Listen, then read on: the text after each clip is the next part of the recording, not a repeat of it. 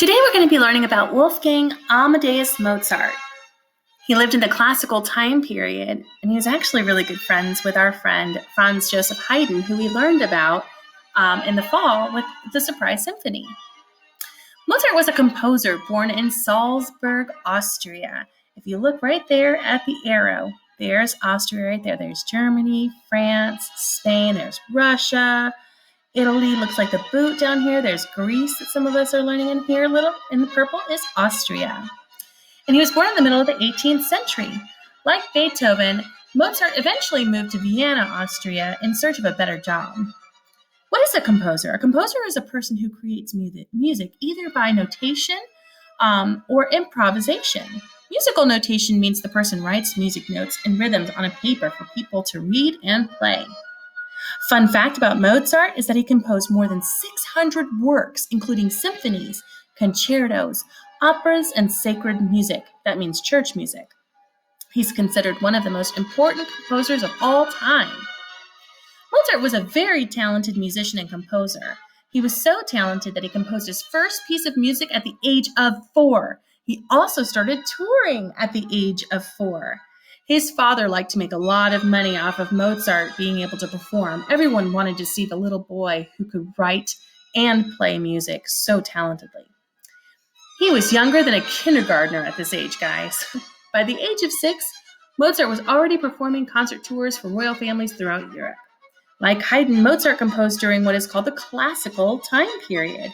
Remember what we talked about with their clothes and their wigs. They pulled him back into a ponytail. That's how you can also tell it's the classical time period. Franz Joseph Haydn was so impressed with Mozart's composition that he wrote, "Posterity will not see such a talent again in 100 years. Ironically, Mozart was not famous until after he died, though people did show up to his performances. Mozart was a short, thin man with a high tenor voice and a soft speaking voice. His appearance did not reflect the tenacity that he had when he was working. Mozart often worked long, hard hours trying to finish his compositions. Some of his most famous compositions include Eine kleine Nachtmusik, which means a little night music in German, Marriage of Figaro, which is the overture part of Marriage of Figaro, which is an opera, Symphony No. 40, which is this piece of music I'm playing right now in the background, and Piano Sonata No. 11. Mozart died in Vienna at the age of 35 and was survived by his wife and 2 sons. Though he had a funeral, it was not very well attended. He is one of the most popular musicians to date in history. Now we're going to move on and talk about some of his operas because we're going to focus on one in particular. Mozart had written many operas before he wrote the Magic Flute, which is the opera we're going to focus on this week. His most famous operas included The Marriage of Figaro, Così fan tutti. Before Mozart wrote the Magic Flute, he had mostly written operas in Italian. These operas were intended to please the rich and high society. We're going to focus on the Magic Flute. It was a different kind of opera for him because he wrote it in German. German was the language of the common people. It's also known as a Singspiel, which is you singing in some parts and talking in some parts. So today we still widely recognize it as an opera.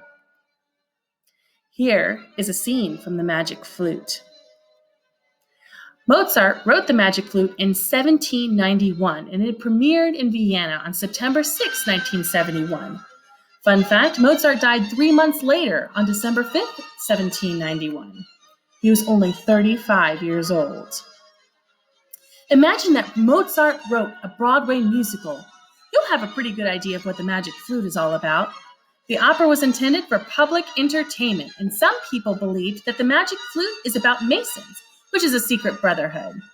Another fun fact about the Magic Flute is it has a repetition of 3s. 3 is a very important number in the Magic Flute. There are 3 ladies, 3 boys, 3 qualities Tamino learns, 3 doors to enter, 3 temples, 3 trials, 3 chords played at various times in the opera. It was definitely done on purpose.